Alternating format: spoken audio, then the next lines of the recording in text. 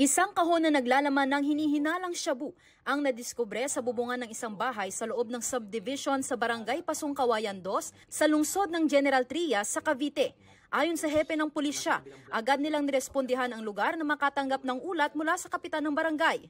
Pagsapit sa lugar, positibong naglalaman ng mga hinihinalang shabu ang kahon na namataan sa bubungan. Nang suriin at mag-imbentaryo, umabot sa 10 pakete ng hinihinalang shabu ang laman ng kahon. Halos 800 gramo ang timbang nito at nagkakahalaga ng mahigit 5.4 milyong piso.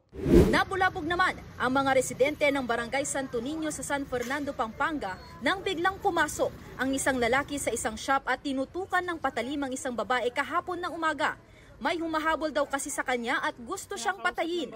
Meron daw humahabol sa kanya na gustong pumatay. So parang nag-hallucinate siya. Then ginrab niya tong biktima natin na attendee ng isang business na laundry. Ginawa niyang shield. Agad rumisponde ang mga pulis at naaresto ang sospek. Apparently, nung dumating yung mga pulis natin, kumalma naman yung suspect at peacefully siyang sumama. Ayon sa pulisya, hindi na siya sasampahan ng kaso matapos siyang patawarin ng biktima. On validation na pag-alaman natin itong tao is parang kalalaya niya at nag-serve siya ng sentence sa isang kaso. Sa ngayon, nasa kustudiya pa rin ng pulisya ang sospek at inihahanda na ang kanyang turnover sa DSWD dahil wala na umanong pamilyang mauwian.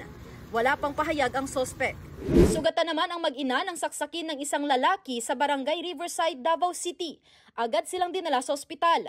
Nasa stable condition na ang mga biktima. Tumakas ang sospek pero naabutan siya ng mga pulis na nagtatago sa bahay ng kanyang binan.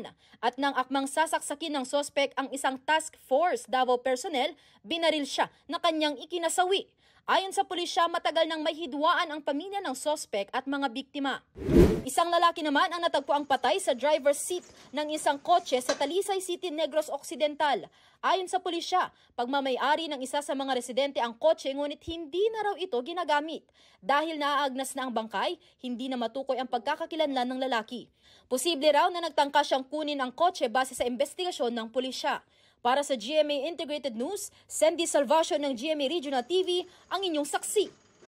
Mga kapuso, maging una sa saksi. Mag-subscribe sa GMA Integrated News sa YouTube para sa iba't ibang balita.